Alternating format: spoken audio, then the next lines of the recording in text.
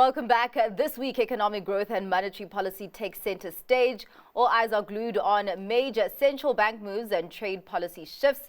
Jameel Ahmad, Chief Analyst at Online Trading Brokerage GTC, joins us for a preview of the global economic week ahead. Thank you so much for your time, Jameel. Sometimes before we move forward, we have to look back. And of course, we did get some trade data out of China today. Some economic data there for the first 2 months of the year. Country seeing growth in retail sales and industrial production. And this is amid an effort by authorities to shore up domestic consumptions. Are there green shoots worthy to take notice of? Not necessarily, because if you look at the over the weekend developments, you had starting with the MPC early this month stated that the 5% annual GDP target for 2024 will persist for 2025. And that is despite the global economy, more likely than not, as we talk today, is going to go through another rough patch, whether we like it or not, because these trade aggressions are extreme. But with that 30-point plan, we had a number of concepts, but actions speak louder than words. And we didn't see tangible strategies and actions as to how we're going to implement these 30 points. So the retail sales were okay. Some of the data was okay.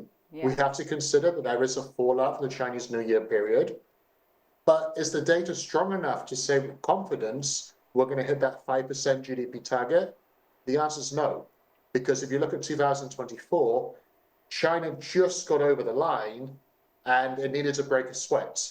And by breaking a sweat, to use a metaphor, the Chinese authorities around September time had to throw the kitchen sink at the problem with a number of different stimulus measures.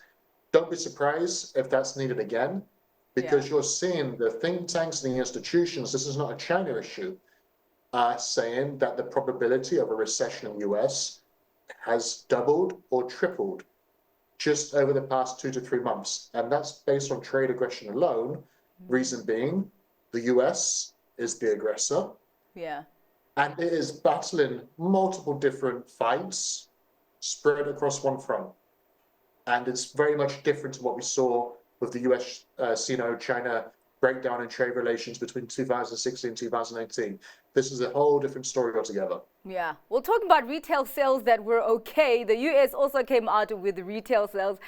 I don't even know if I should call that okay, because growth of 0.2% is very, very tepid for February. But I guess better than the almost, 2% decline or 1.2% decline that we saw in January. I mean, this is also amid recession fears in the US.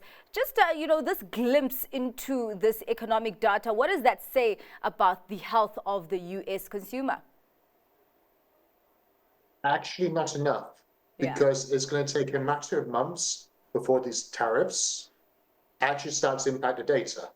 And we also have a number of different theater and pantomime taking place as towards whether these tariffs are going to be implemented as well.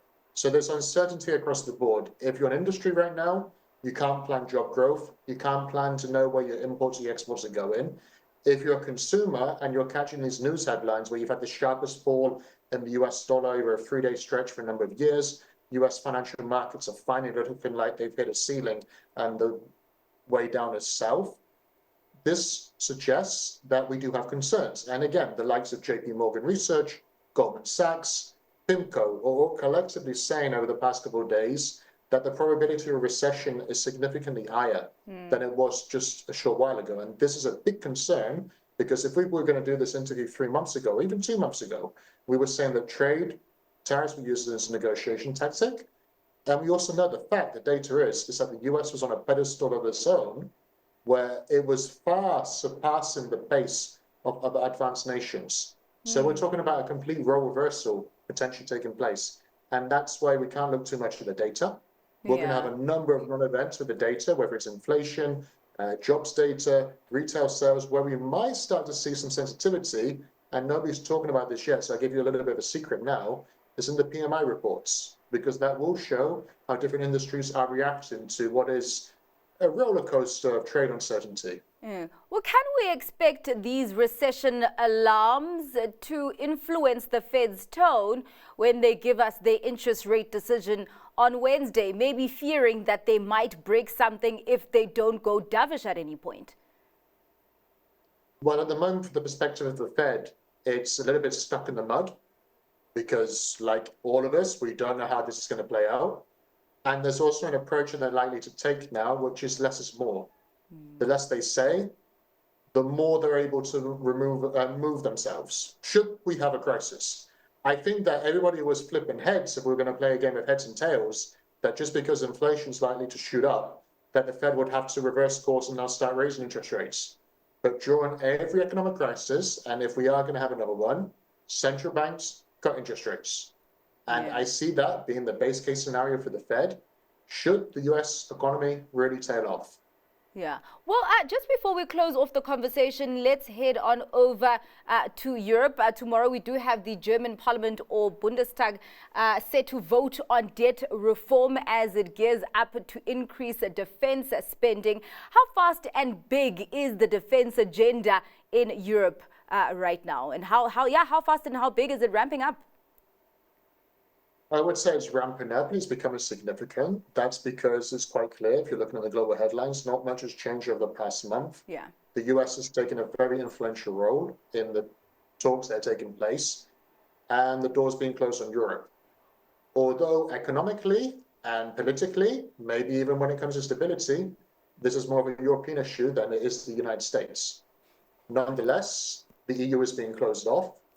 And there's a lot of pressure on European Union, the European Commission, different European Union nations to start increasing defense spending, just in case the US maybe pulls out of NATO or stops being so publicly defensive of the European Union. We're living in a world where we simply never say never, and we don't know what to expect. And I'm sorry to be cliche there, but the truth is we're in wacky times. Yeah, indeed. Well, thank you so much for your time and for your insights there on what we can expect in the week. That was Jameel Ahmad, Chief Analyst at Online Trading Brokerage GTC, with the global economic week ahead.